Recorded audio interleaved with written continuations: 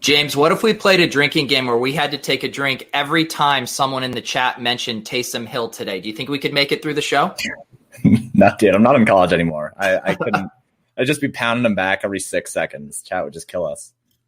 So, I had to jump right into it here, but we got James McCool joining us on the show today. You guys might know him from the DFS Theory Masterclass he did with Blender, that audiobook series. He has his own site, pater.ghost, lots of good DFS resources and tools, and he's the exact kind of guy I like to talk to on these shows, really drilling down the evergreen concepts to help us become long-term winning DFS players that aren't just plastic bags blowing in the wind every slate chasing these plays. So, James, I'm excited to talk to you about DFS and GPP strategy today.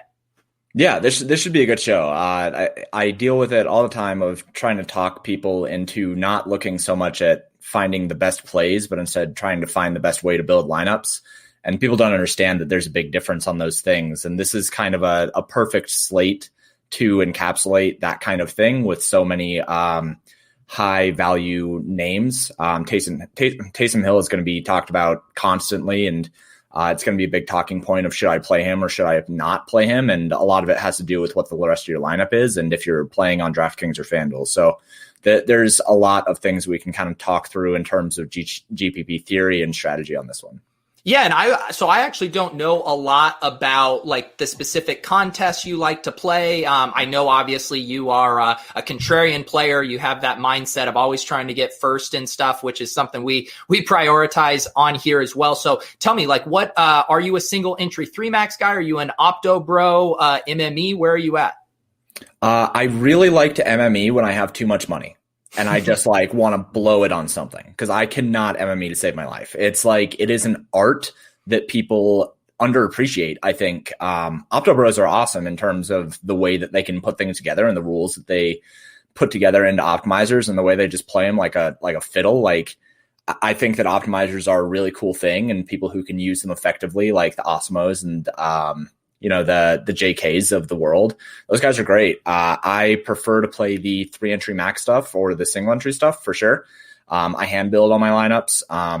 I use optimizers in a way to kind of get an idea of what the most optimal builds are going to be. And I use an optimizer to optimize for cash games most of the time, but I use it a little bit differently than other people do in terms of building for cash games. But I prefer to hand build and I prefer to play the 3-entry max stuff. It's just when I play things that have 150 entries in them, I'm absolutely swinging for the fences, and I don't plan on cashing those lineups ever. I'm either going to cash very well or I'm not going to cash at all, and that's what I would prefer to do anyway.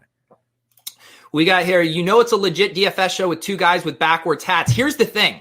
I'll show you how the sausage gets made. James did not have his hat on backwards when he hopped on the call in solidarity with me. He flipped it around. You said your fiance was going to be happy about this? Oh, yeah. Margaret loves when I wear backward hats, and I never do it because, the front of my face is not all that great. So, this backwards hat, this shows too much of my head. You can see the hairline that is not there. So, she likes when I do this. She thinks that I look young and hip, but I'm only doing it because Pete was doing it, and I wanted to be a good friend. Thank you. I appreciate that. So what, another thing I hear a lot, and it's one thing that's kind of hard for me, is when you're doing content throughout the week, you want to be up to date on the slate. You want to be able to, talk relatively knowledgeable about stuff. If I didn't do content, I probably would wait until Friday or Saturday to start looking at things. When do you really start to either build your lineups or get a feel for the slate versus not getting anchored to one thing too early in the week? Well, I won't build lineups until an hour before the slate starts. There's no real reason to do it. There's a lot of kind of mental issues that come with, or not mental issues, psychological issues that come with building early, right? If you build a lineup on Tuesday after Monday Night Football and then you say, oh yeah, I really like this lineup, and you'll start to anchor onto some of those players. And then come Saturday, even if those players aren't very good plays on the slate anymore in terms of the circumstances of the chalk or the plays that have been coming out because of injuries or whatever, you'll anchor to the plays that you still had on Tuesday, and you're not going to build as good a lineups. A lot of people, I guess I should say that you probably won't. There's ways to get over that subconscious stuff, but a lot of people have problems with it. So I prefer to build an hour before the slate.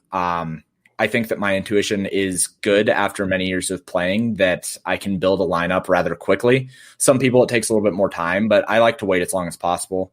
When it comes to actually looking at the slate, I won't look at it until I write my article Thursday morning for line movement. And even then, I'm mostly just looking at the top plays and not really digging so much deeper into the slate to find the pivots and find the good leverage and everything like that. That I usually do Friday night or Saturday morning. Yeah, check out James's article on line movement each week. One of my favorite reads as far as seeing what sharp players are doing with the chalky guys, where they're finding leverage. How would you identify yourself as like a single entry 3-max guy? Is it that same thing where like the weeks when the chalk hits, you're just having an awful week and you're just playing for that 1 week where you can get all that negative correlation and leverage and rocket to the top? Yeah, man, chalk weeks suck for me. Really, really bad. A couple weeks back when my cash lineup put up like 240 or something like that, I had all of the cash in chalk, or I had all of the chalk in cash, because that's what you just need to do. And I had none of it in GPPs, and all the chalk hit. And I mean, that week I'm going to lose my ass in GPPs. I'm not even going to have a chance. Weeks like last week were better. Week 2 or week 3, I think, where Dallas absolutely just crushed in the fourth quarter. That was a really good week for me as well.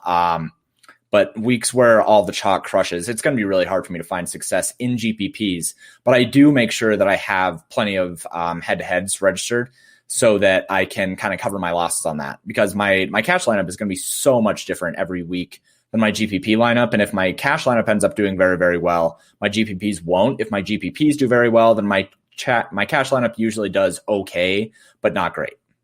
How do you handle situations like, I feel like this week's a good example with Minnesota, where we have Dalvin Cook, who's going to be very popular, but there's not the most obvious leverage spot because Justin Jefferson and Thielen are going to be relatively popular as well. Do you just X that game out, or how do you play those situations? I think it's important to think about both the direct and indirect versions of leverage, because most people, when they think of leverage, they think of direct leverage. Like they think of Justin Jefferson as direct leverage on Dalvin Cook, which is saying if Dalvin Cook is not getting the points, then where are they going? If you have Justin Jefferson, then he's getting the points. Dalvin Cook is not.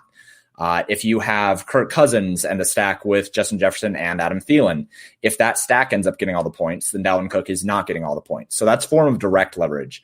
But then there's also indirect leverage, where you are pivoting to another player that is similarly priced on the slate. And that's likely what I would probably be doing on this slate. With Dalvin Cook being very expensive, he is projected for around 30% ownership right now. But Alvin Kamara is only projected for around 16% ownership, and he's 9,200 on DraftKings. So those two being right next to each other, it's a nice form of indirect leverage where you don't have to change the way that you are building. You don't have to change the roster construction away from what most people who are using Dalvin Cook will do, but you can still get leverage on Dalvin Cook saying, okay, even if Dalvin Cook does okay, if Alvin Kamara does better, then you're still getting more relative points than the rest of the field at that position. Yeah. So on Sundays, with an hour before lock, when you go to, hand build your lineups with a fresh perspective on things, where do you find yourself starting? Is it with like a core, or is it with a specific stack? That's the one thing that's always interesting for me, is like I sometimes feel like I don't know the exact place I want to start once I'm ready to start building. Yeah, it's going to be different each slate. The first thing that I'm going to do every slate, though, is identify the main leverage point on a slate, which is generally the highest owned player. If, like last week, the very obvious leverage point last week was Mike Davis. That there was just, if you were starting your lineups, you either started with or without Mike Davis, and you just went from there. This week, it looks like it's Dalvin Cook, but ownership projections, I think, are probably going to level out a little bit. I expect to see Alvin Kamara kind of rise up a little bit. I expect to see Dalvin Cook kind of drop a little bit, with kind of like the Taysom Hill news and everything like that. As news continues to come out, I think this is going to be a more flat week in ownership. So I think that really what we need to be looking at is how people are going to be building. And that's the other spot that I'll go to if I don't have a main leverage point, is a main roster construction point, where if people are going to be saying, okay, there's all this value at quarterback and wide receiver, I'm just going to pay up at running back, then maybe I'll try to go mid-range at running back and then pay up at wide receiver and be different from the field that way, because you can still play popular plays that way. But if you have a different roster construction, then you're still going to be different enough and gaining enough points at different spots that you're still going to be unique. So I think that most of what I want to do is find the main leverage point. And then I'll be looking at over on my tools. I have some red zone splits, which show red zone and touchdown expectations for teams. I usually, for stacks, want to try to find the teams that have the highest passing touchdown expectation, because there is a large difference between a regular passing rate and a touchdown passing or a red zone passing rate. So I'll look for teams that have a high passing touchdown expectation, and then I'll start trying to build around those, as well as a top finish percentage, which is another metric on my sheets that shows how often a team has the top scoring players at their individual positions. So a lot of it is just trying to not only maximize my leverage on the rest of the field, that's first and foremost and like the most important thing that I need to build for GPPs, but then also being competitive if those lineups are going to be unique, because it doesn't matter if you have leverage on the field if your lineups suck and if they're not going to have high enough upside to win a GPP. Yeah, and we're going to look at some of those tools here in a little bit once we get into more of the specifics on the slate. How many, you said you hand build, how many lineups do you find yourself hand building on a given week? Anywhere between 3 and 5. If I really, really like a slate, I'll build 5. Generally, I'll build 3, and I'll just throw them in, like the power sweep and the $100 single entries and stuff like that. I mean, just like the mid-range contests. Yeah. But usually 3 lineups, just because I feel like that's the best way to hedge off of a piece of leverage. Yeah.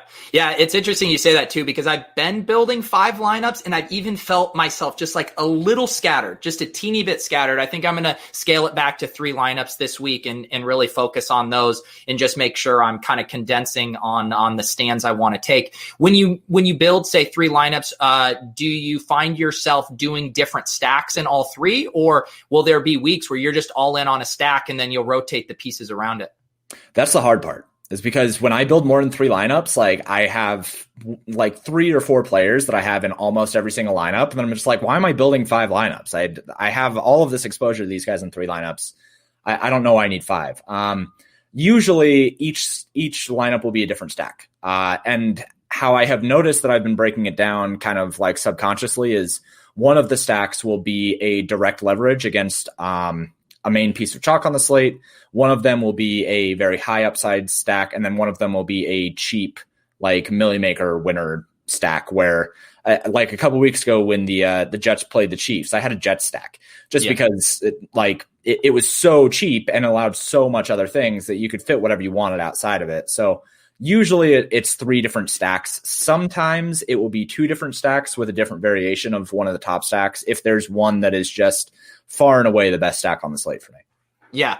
Chris asks, how many players do you typically have in your player pool? I think he kind of hit on that there as far as having the core and then the stacks rotating around it. But do you have a general number that you're in the range of? Usually between 9 and 12 ish. Yeah. I have pretty tight cores, but that's just because I accept a lot of risk in my lineups. I basically want to say, here are a couple of the best plays and then build some stacks around those best plays. And that extends over into when I decide to throw money at the wall in MME. I'll usually have a really tight core, a couple players up there in like the 80% range. So my player pools are usually pretty short, but that is something that is not for everybody. If you are scared to lose all of your money in any given slate, then I wouldn't suggest doing that. But I don't really care about the money that I lose on the slate because it's an investment for when I win. Yeah. And what was I going to say? I just lost my train of thought. Oh, yeah. How much with your lineups are you forcing in the secondary correlations? That's something I know Blender talks about a lot. It's something that I've come to really like to use to break ties and really try to find those natural points to get the other correlations in there.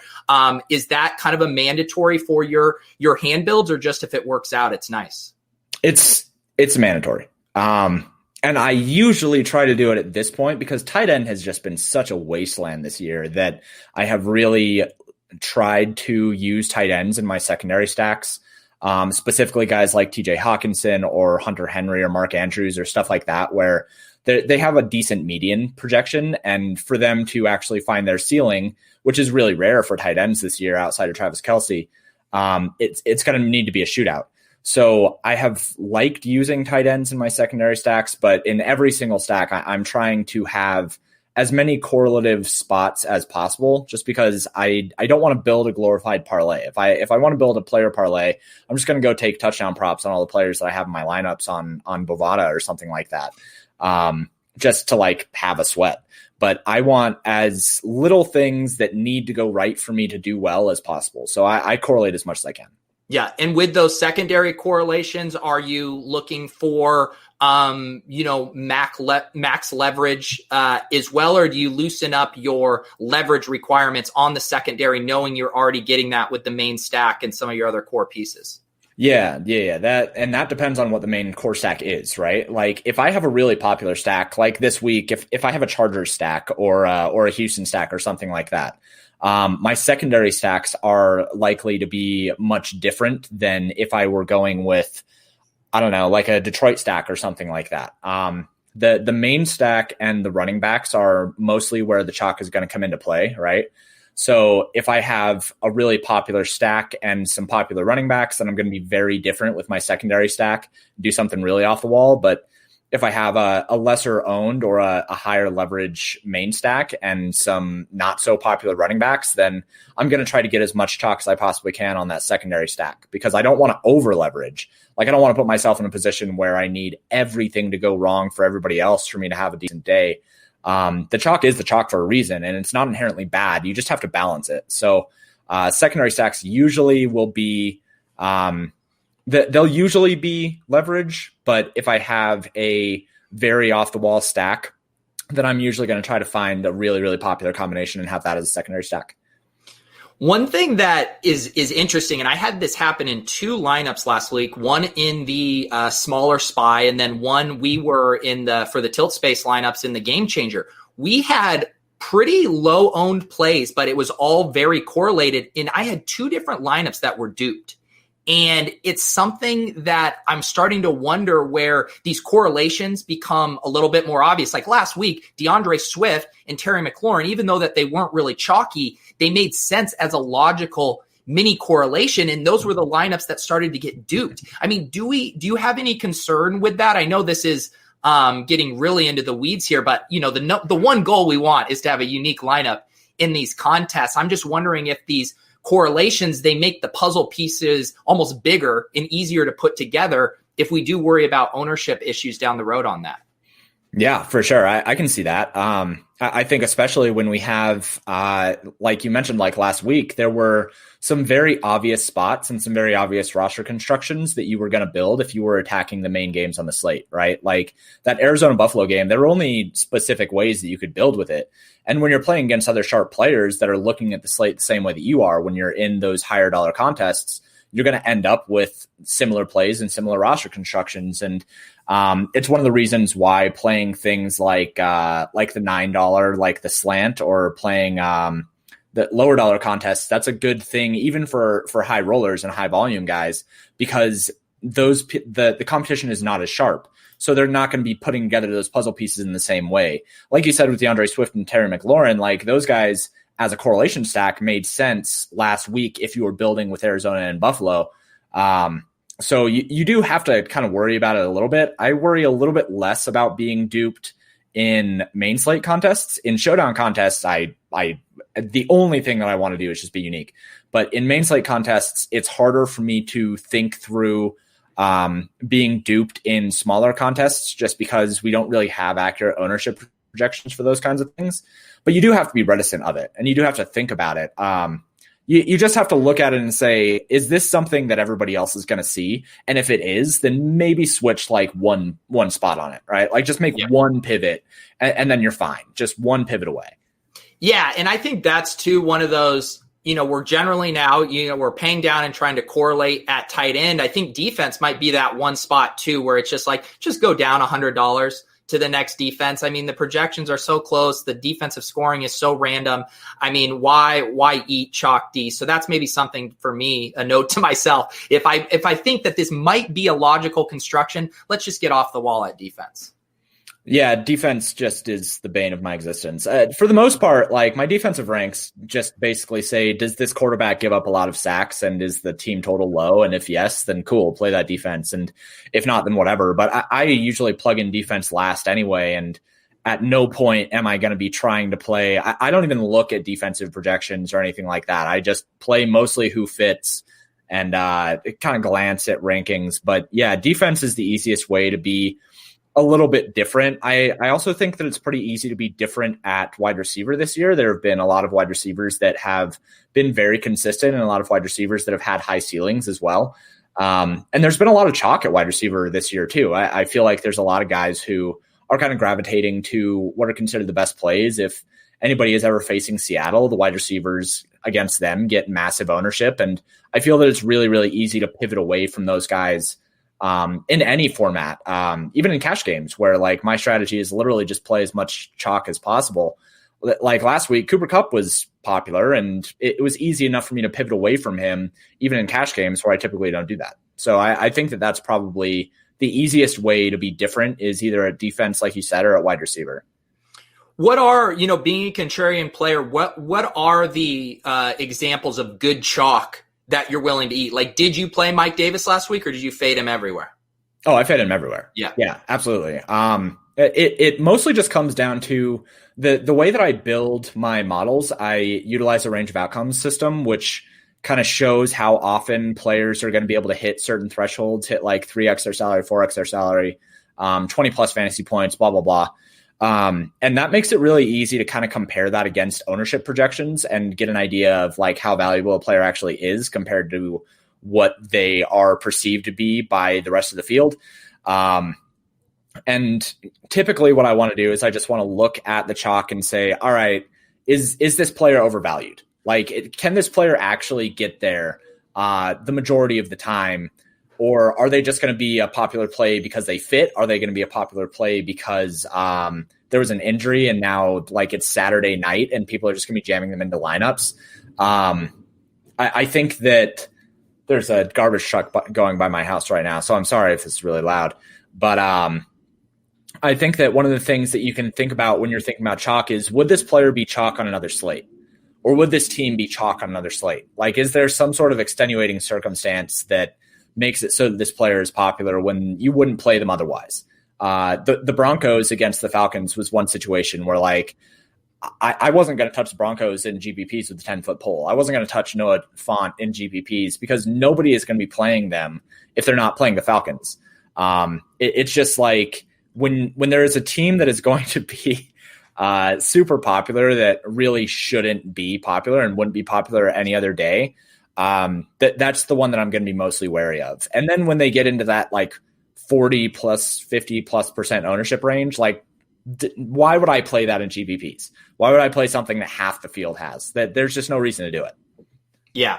I ate the Mike Davis chalk last week, and but it's something I want to continue to think through. And thinking about you mentioned those range of outcomes, like how many times does Mike Davis fail at price? And if he's 70% owned, does he fail more than 30% of the time?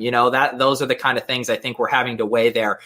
You mentioned your range of outcomes. Is this the spreadsheet you have? I wanted to do a screen share and look at some of the tools and things you look at. Should I pull this up? Yeah, dude, go for it. Yeah. Let's see here. Let me add this to the stream. So let people know what these are, because you posted a free tool yesterday as well, looking, I think it was at specific player stuff, but tell people what we're looking at here and how we might utilize it.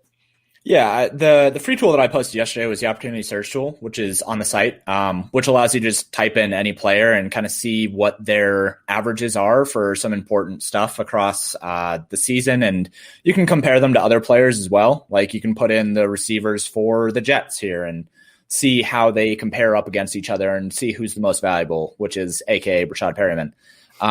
But this is a free tool, and I use this a lot, especially for showdowns where you're looking for any edge that you can really find between players and really needing to compare players and see who's the most valuable. But you do it for main slates and for stuff like this as well, looking at the chalk. Like Mike Davis, if you looked at him last week, you probably saw him leading up into week 9 and week 8. Like you can see that he was really, really good, but that this trend line is really bad going down forward. So this kind of made it a lot easier for me to get off of him just because he was somebody who has seen some negative trend lines moving forward. But that tool and the air yard search tool are both free on the site over at paydirt.ghost.io. You can go over and play around with those. This is behind the paywall. This is the range of outcome stuff. This is the stack page, which shows each stack along with important metrics that are ran through the model, how often they're the top stack on the slate, how often they, as a combined team, score 20 plus fantasy points, combined ownership, combined projection, blah, blah, blah. And then the main range of outcomes is here, which shows all of the players overall against each other, which shows price, median outcomes, which these are just projections. If you didn't know, projections are just median outcomes. How often the player is the top scoring player on the slate overall, how often they're a top 5, 20 plus, how often they 4x their salary, and the leverage that they offer based on their ownership that is projected, and how often they are a top 10 play on the slate. So this is like the main bread and butter tool that I have. And I use this to look at everything from value to top plays to who should be utilized in terms of leverage, who's the worst plays on the slate, like sorting this negatively. You can see that Mark Andrews is just like a nope on DraftKings this week because of his ownership and his ability to be a top play. It's just like a comprehensive kind of like one-stop shop in terms of looking at players and how valuable they actually are against how owned they're going to be. Yeah. So one thing that, I'm curious your thoughts on if this is overly simplistic. I mean, one of the last things I'm doing when I'm building is I'm looking at final updated ownership projections versus final ceiling projections and looking for where I can exploit those. But you're talking here a little bit more about range of outcome stuff. What maybe nuance might I be missing in that kind of process there for identifying good plays? Well, I think that looking at ceiling projections is good, but ceiling projections a lot of the time are kind of like you look at them as a standard deviation above the median, right? Like that's what a typical ceiling projection is. When I'm looking at this, I can compare a whole bunch of different things so that I can get an idea of not only value against ownership, but also top overall like raw outcomes against ownership. So there is a reason to go with somebody like Dalvin Cook, right? And that's just because his raw outcomes are going to be higher than somebody like James Conner. Like the raw outcomes for James Conner are never going to be as high as Dalvin Cook. But then when you sort by value, like it's going to be a little bit different. Like Taysom Hill, awesome, is going to be the top overall value. This obviously will be different, but like Carson Wentz looks like a great value at 2% ownership. Somebody like Justin Jefferson looks, 12%, but he has a 22% chance to 5x his score.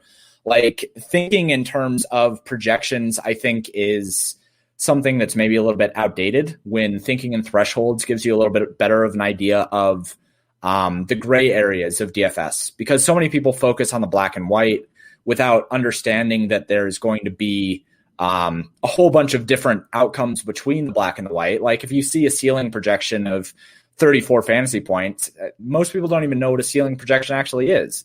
Most people don't know what a median projection is actually taking into account. So when I can break it down this way, it just gives me a better way of understanding like this percentage right here, this chance of being 20 plus fantasy points against the ownership. This just shows me that Lamar Jackson is being undervalued. This shows me that Dalvin Cook is probably being appropriately valued. Things like that, I think, are just a really nice way to get a better look at the gray areas of the slate and not kind of get anchored down into more subjective projections. What is can you tell me again what that P column is? Yeah, so LevX measures the projected DraftKings ownership against the chance that a player is a top 10 play on the slate overall. So this is showing how often in my simulations a player ends up as a top 10 overall finisher across every single player on the slate.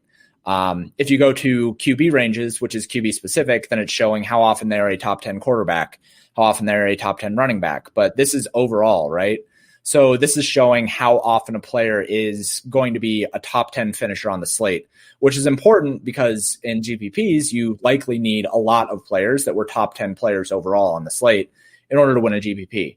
And then it measures that against what their projected DraftKings ownership is going to be. So I use this as a way of saying, okay, here is how valuable I actually think they are, like according to my models, and here's how valuable the field thinks that they are. So if you take the models and how valuable I think they are minus what the field thinks they are, then you can come up with an idea of how much leverage they offer on the slate, because that's how much they're being undervalued based on the chance of them being in a top 10 finishing position in a GPP. So can you go back to the Dalvin Cook one? Because you were mentioning how his, raw output can be so great that maybe it even overwhelms the, penalty for ownership. Is that the case here, or how is he projecting in this LevX metric? Yeah. I mean, he projects fine for leverage, even at 31% ownership, because he has a 54% chance to be a top 10 finishing play on the slate. And if you think that this is going to be 50%, like you can put in 50 here, and now he only has a 4.14% LevX. You put in 60 here, and he has a negative LevX now. Like at 60% owned, he would be overvalued by the field. At 30% owned, he would be undervalued. So putting in those things can give you an idea of how valuable a player is. Like if I sort this by negative, then it shows what players are going to be the most overvalued by the field, right? So Mark Andrews, DeAndre Swift, and Michael Pittman are the three plays that look like they're the most overvalued by the field right now. They don't have that great of chances of being top 10 plays on the slate. Only 3% for Mark Andrews, only 9.56% for DeAndre Swift, but he's going to be 25% owned. So if 25% of the field is taking him, and I think there's only a 10% chance that he can be a GPP winning play, then I likely want to avoid him unless I have other plays that offer a lot more leverage so that I can balance it out. And that's kind of where, like when I talked earlier about balancing out leverage and chalk, DeAndre Swift is an okay play, but he is a play that you would utilize to balance out an already very leveraged lineup. Yeah. One other thing, I'm curious your overall thoughts on with construction with guys like DeAndre Swift and even, Mike Davis a little bit last week, where they catch passes and also trying to find ways to use chalk in unique ways. If you do choose, you want to go that route. Where are you at with including a pass catching running back in a stack? I won't do it unless it's a really, really high expectation for the receiving. Like Alvin Kamara, I'll do that. Because Alvin Kamara can have legitimately like 12 or 13 targets in a game, and we'll be getting red zone targets as well. Red zone targets is probably the most important thing for running backs if you're going to use them in a stack, because you're not really going to be utilizing running backs in a stack if they're not getting red zone targets, because they're probably not going to score touchdowns, which means that they're not going to correlate very well with your quarterback. But Alvin Kamara, Christian McCaffrey, Lev Bell, back when he was with the Steelers, like he was really valuable in the passing game as well. He'd get 10 targets and a lot of red zone work. So it mostly just comes down to having a lot of their ceiling tied to the passing game, and also being utilized in the red zone. Because if they can't score receiving touchdowns, then there's really no point to have them with your quarterback. Would JD McKissic fall into that bucket with a little gross Alex Smith, McKissic, McLaurin stack? Let's see. Let's pull it up here, because that one, I mean, I think he had 15 targets last week, so he's definitely getting wide receiver level usage. Yeah, I mean, when you look at the last 2 weeks, I wrote actually last week in my team notes that if he was going to be the next Alvin Kamara, like I'm okay to lose in week 10 with him being the new Alvin Kamara, because I did not think that he was going to be the new Alvin Kamara. But here we are, 13 targets and then 15 targets, and he does get red zone work. Like he had 1 target in the red zone in week 9 and then 4 targets in week 10. If you just consider those two, over 20% of his targets are coming in the red zone.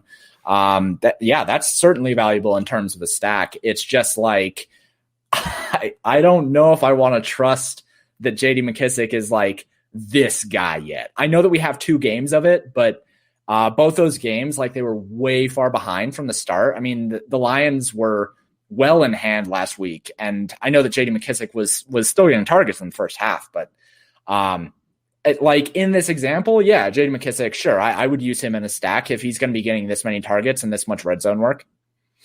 Yeah.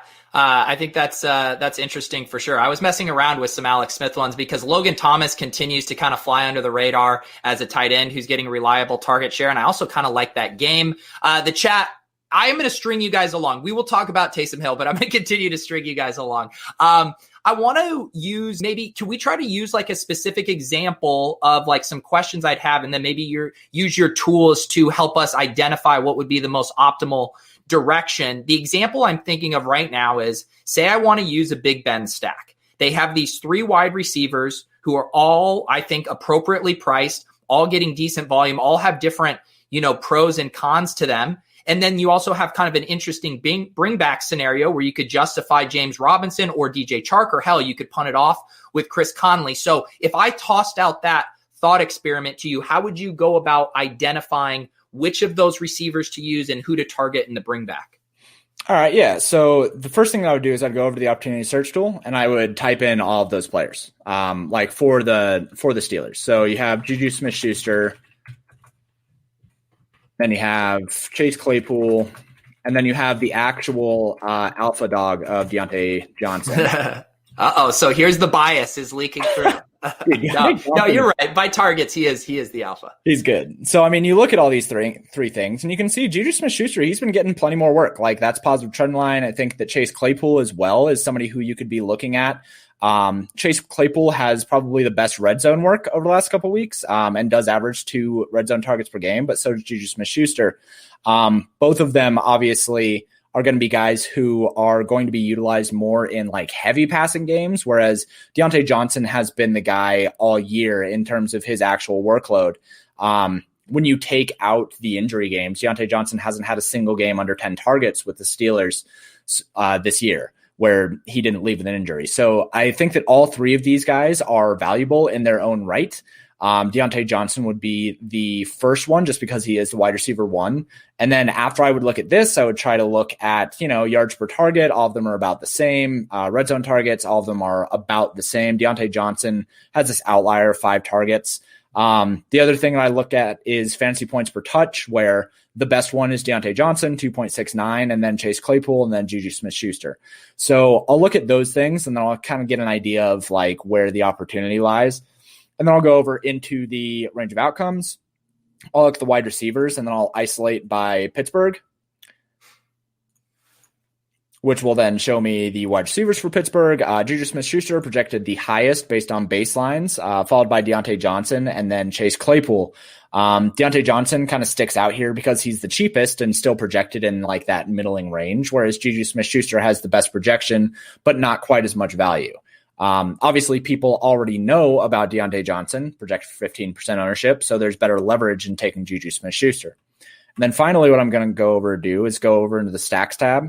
I'm going to type in this stack. I can't spell Ben Roethlisberger's name just like off memory. I can't do it. So knowing that Juju Smith-Schuster and Deontay Johnson are kind of like the top guys, and those guys are already selected by the model, I'll just put them in here. And then I'm not going to spell this out again because I don't want to. So then I can see shortcuts.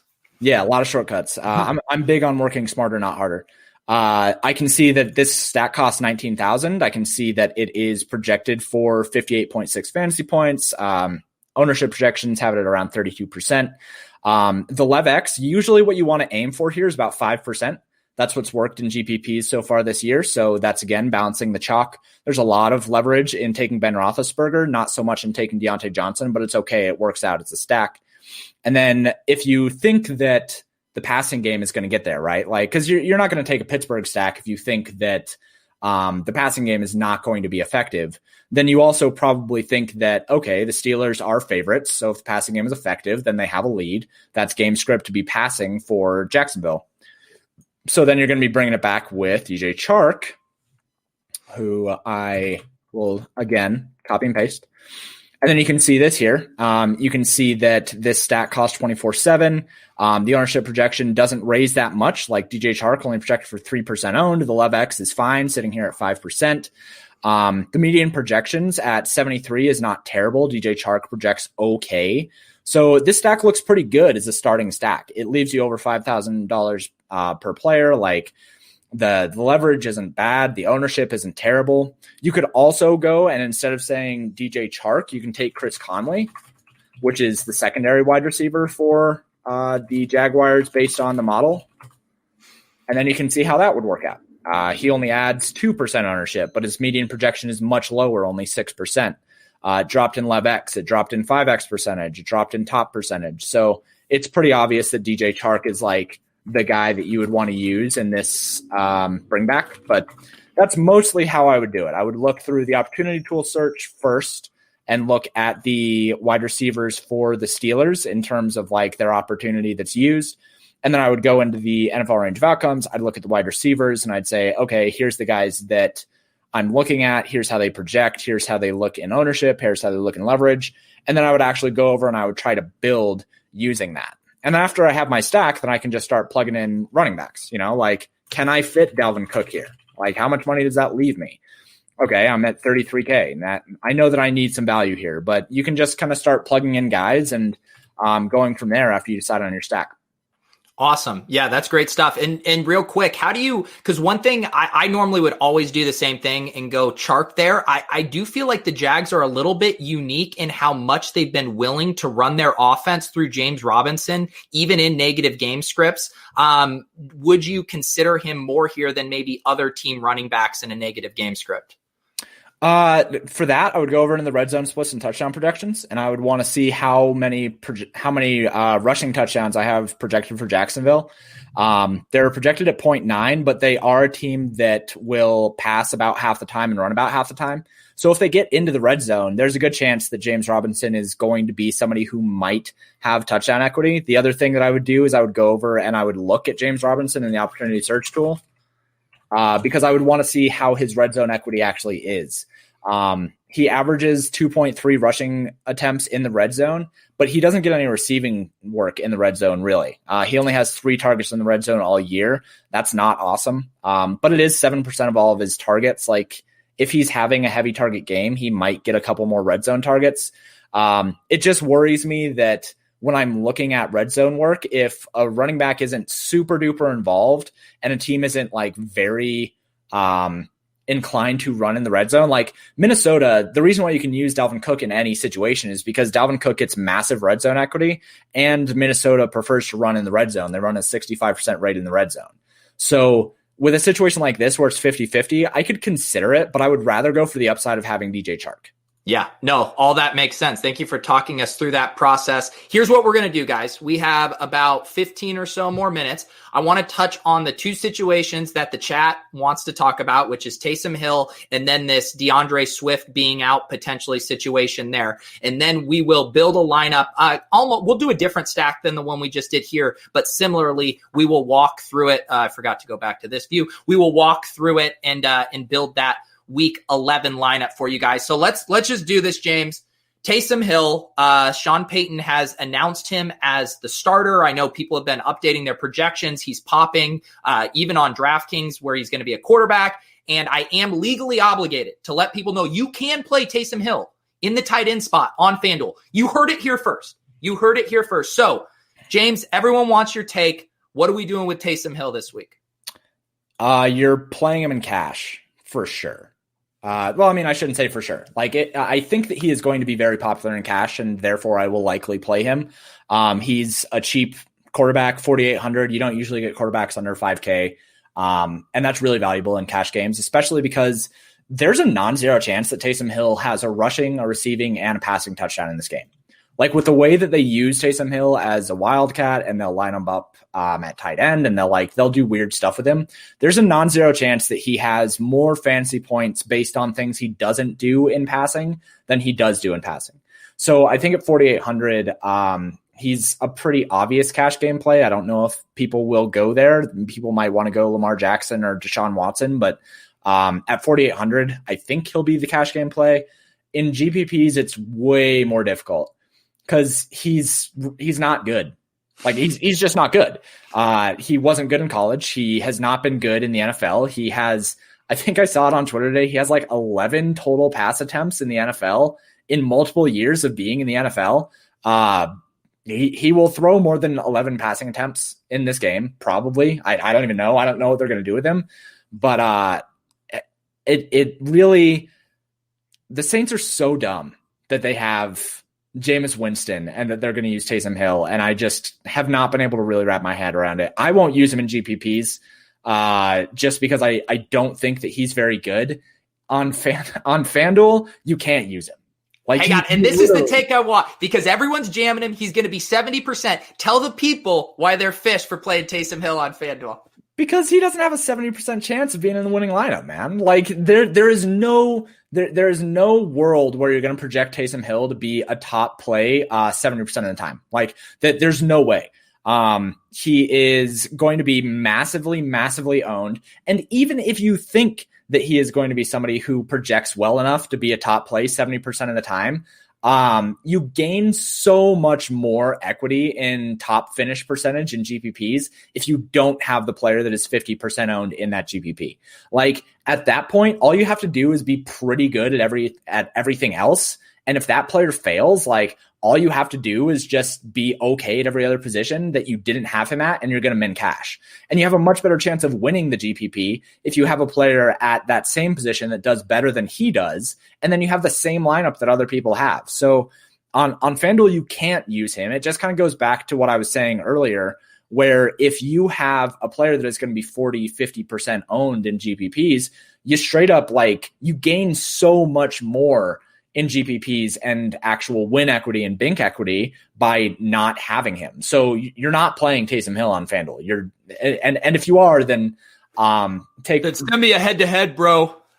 No, because I'll have him in head-to-heads, but I will not touch him in GPPs. So I'll push back just a little, and I want to hear it. So, last week I see the case for fading Mike Davis because you can get in a running back in those slots that has a huge ceiling and that could just absolutely lap him. With the tight end slate so bad this week, with tight ends scoring down so much, like who can realistically, blow Taysom Hill out of the water at tight end this week where you're actually getting a leg up on that chalk? Well, so Mark Andrews was supposed to be kind of chalky on FanDuel. He was supposed to be the highest owned tight end at 9%, and then Hunter Henry at the next one. Those guys are going to go way down in that. And you can pretty much just cut every other tight end ownership in half. TJ Hawkinson is in a good spot for Detroit. I think that, we already talked about Logan Thomas being under the radar. He's somebody who has a ceiling if he ends up getting more red zone work and gets more targets. Like the way that I like to think about it isn't necessarily in terms of I'm trying to predict the future of who can do better. I'm just trying to say what benefits me more, playing Taysom Hill and getting those same points, or not playing Taysom Hill and hoping that he fails and getting, so much more leg up on the rest of the field. Because tight end sucks, and it has sucked, and it sucks on FanDuel because you need touchdowns. But there has to be a better way to play that other than just saying, oh yeah, lock in Taysom Hill this week. Because he's the only play that you can make. I just don't think that that's the right way to play GPPs. That it's better to try to get that leg up on the field at that one position, because you don't even have to do anything else at that point, right? Like if you don't have the 50% owned player in the GPP, you can just play chalk everywhere. You can play the most popular lineup on the planet if you have the same tight end. Like if you go Kyle Rudolph at 4,500 instead of going Taysom Hill, you don't have to do anything else. You can just build the best lineup that you want to build. You don't have to put any more thought into it. And I just think there's a lot more equity in terms of GPPs of doing it that way than eating the 50% owned chalk.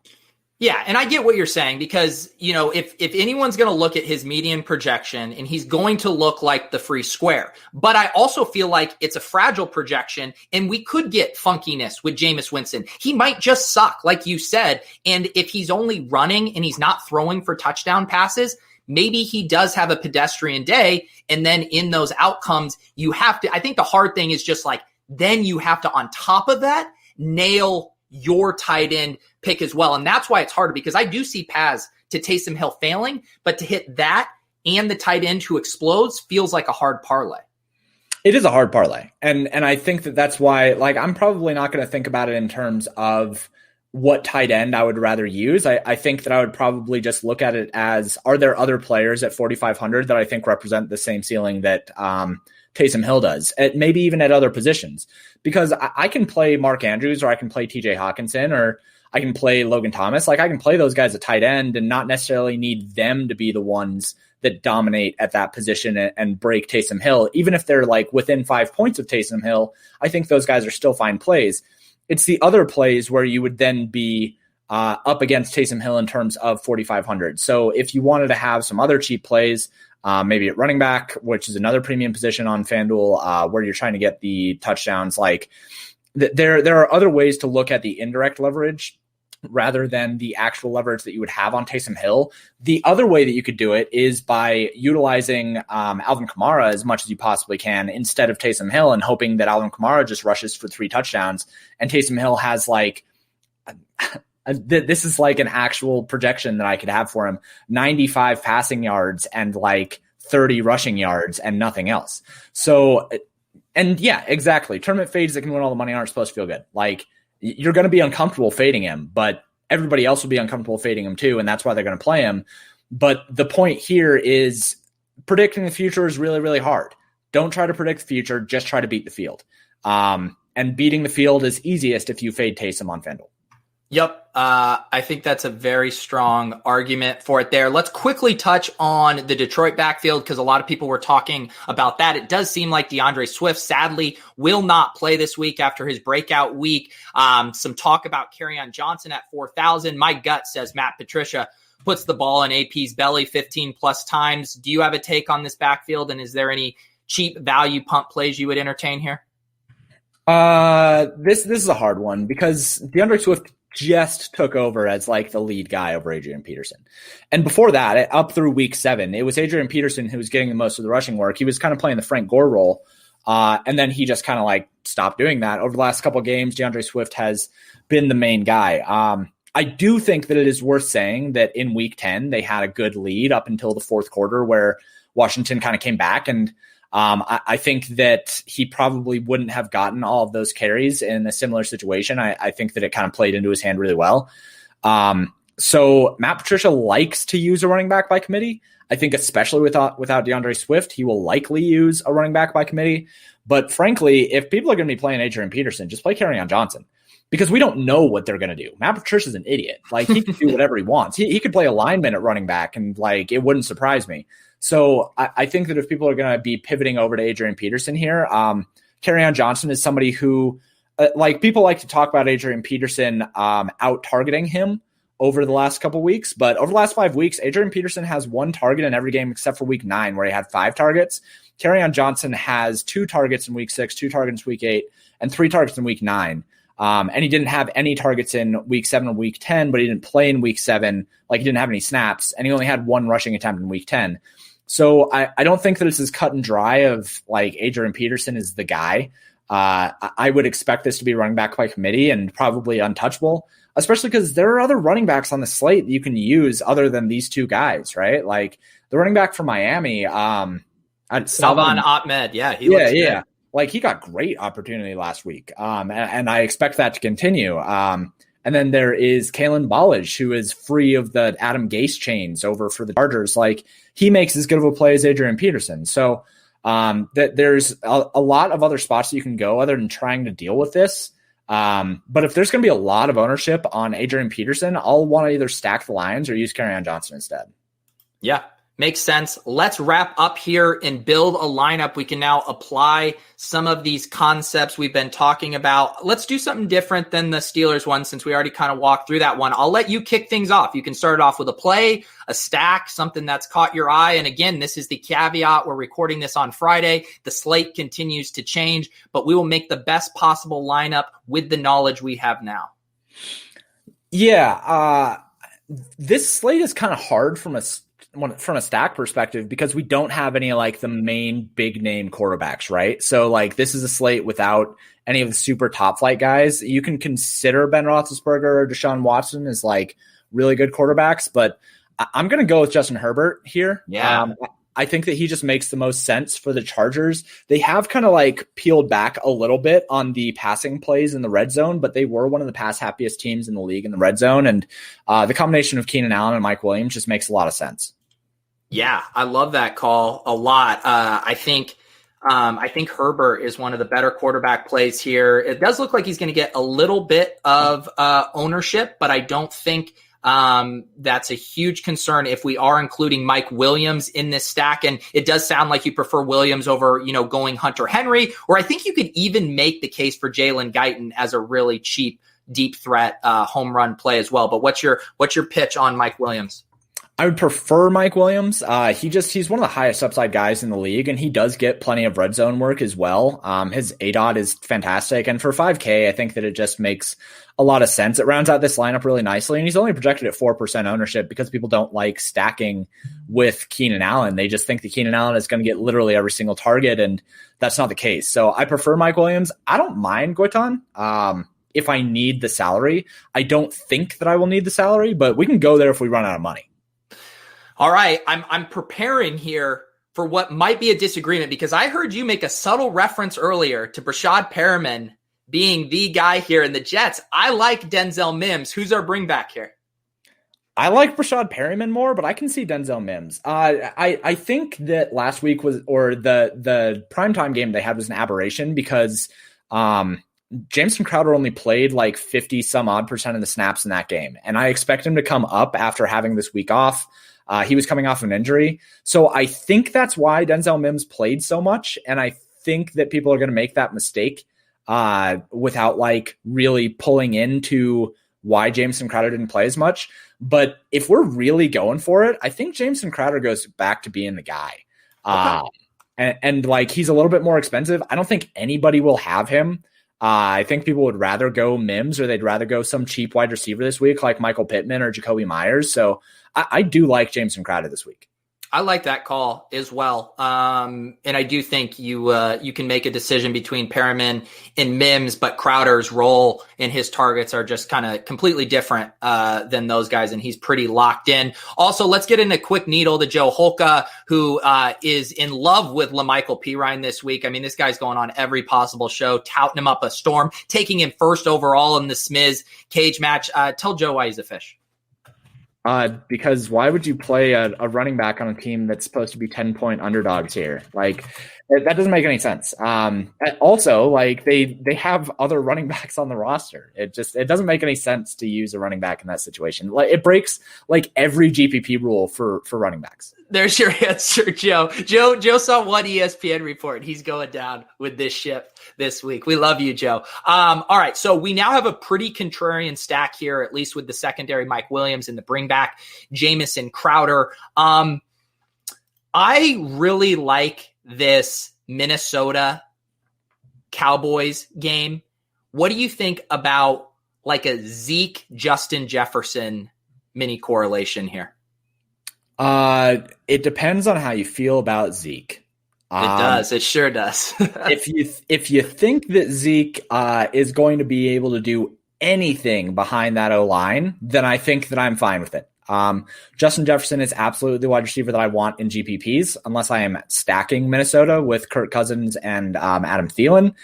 So Ezekiel Elliott at 6,500, you're not going to get that very often, right? And if he's going to have the same opportunity he had before they went on that bye week, I think that it is fair. I think he's appropriately priced. If he goes back to getting the opportunity he was getting at the beginning of the season, it's a smash play, right? Like he is way underpriced for that level of workload. So I'm totally fine with this. If you want to go with Ezekiel Elliott, if you don't have two other running backs that you like more than Ezekiel Elliott. If you do, then I think that you probably end up going with the tight end from Dallas. I was just going to bring up Schultz because I think he's very viable here as well. Yeah. I was going to say, I think that because there are a lot of good running backs on this slate, and I think that it would be worthwhile to take Schultz, whose price has dropped. He was mid 5K for a while there. And with Andy Dalton coming back, the offense should at least be manageable, so long as he does not go down with injury again. So I like Schultz over Ezekiel Elliott because there's so many good running backs on the slate. Yeah, no, I like that process as well. One RB, since it does seem like we're going to have to save a little bit of money, a guy it seemed like you're interested in, I'm interested in him. What do you think about Ahmed at 4,800 here? Yeah, totally into that. He got fantastic opportunity last week. He was as close to a bell cow as we're probably going to get on Miami. They do not have Jordan Howard anymore. They're still decimated by injuries. The only guy there, I think, is Patrick Laird. You're the Laird whisperer. So, like, what do you got here? No, I mean, here's the thing about them. I actually thought, we have seen a shift in this team of they want to use one back. I mean, them releasing Jordan Howard tells you everything you need to know, because otherwise Jordan Howard would be the guy, comes in, steals short area work, Laird working in on pass downs. Laird's just getting a little bit of work at the end of games. They want to use one back. We saw it with Myles Gaskin. Now they're doing it with Ahmed. The one concern, I think, for the Dolphins is now that Tua's taken over, all of the checkdowns to the running back have almost disappeared. So Ahmed isn't getting a ton of receiving usage, but I think his carry and his touchdown expectation are enough to justify him at this price tag in this matchup. Yeah, I mean, he got 7 red zone carries last week, which is fantastic. 7 red zone carries on 21 total carries. And as much as I don't think that Tua is actually very good, and I like, that's a take for another day, but this offense is actually moving down the field pretty well. And if he's going to be the guy who gets a massive amount of the red zone equity, 21 carries and 1 target last week, I don't care if he had 1 target, if he had 20 plus carries, that's really good opportunity for somebody under 5K, especially against Denver, who frankly just is awful, and we should not care about them. He's in a good spot here for 4,800. I don't really care about the lack of receiving work if he's getting all the red zone work. Yep, for sure. I think it's a really good spot versus Denver here. All right, let's wrap this up. I'm just going to randomly click a button and put a defense in here just to see roughly how much salary that leaves us. So 7,200-ish, we can definitely play most running backs other than the super top end ones. Where do you gravitate here, and kind of your thought process on how to round this out? Let's see. So if we have 10-2 remaining, can we fit Derrick Henry at 5%? Derrick Henry, and we go down to 2-2. We probably wouldn't play the Cowboys D. We could play Jags at home versus Big Ben, who he's definitely due for some stinkers on the road as a home favorite or a road favorite. Yeah, and I mean Pittsburgh. I mean, like I said, when they're big favorites, they're letdown favorites. So emotional coaching. I'm into the Jags defense. Look, Derrick Henry at 8K at 5% owned. I'm going to chase that. I chased it a couple weeks ago when he was only 10% owned. Now he's at 5% owned. Like it's coming close to what do they call it? December? Like Dehember is the official term. Yes. Dehember. Right. Yeah. It's pretty close to Dehember. We're 11 days away. So hopefully we get an early Christmas present and we get the Derrick Henry 253-yard 3 touchdown games. There we go. All right, guys, thank you for tuning in today. If you are interested in checking out James's stuff, which you should be, on my channel, I have a link to his website in the show notes. Very cool, intuitive tools there that you guys can use to make these informed decisions throughout the week. And how often do you update that for the good people over there that are subs? Usually like 2 times a day, once in the morning, once at night. Showdowns, and I'll update probably 1 or 2 times a day as well. But through the hour up to lock, I'll update whatever is going to be happening. Like I try to stay on top of things as quickly as I can. Nice. Awesome, guys. If you haven't subscribed to the channel, please do that. Helps us out. We got the Discord channels going, both the RotoGrinders Premium Discord and my Deposit Kingdom Discord. There's a link to that. Lots of good discussion going on in there. And I believe you have a Discord rocking as well for paydirt.ghost, right? Yeah, but it is subs only. So you'll get that Discord link as soon as you sign up. If you shoot me a Twitter DM, I'll send you over a link.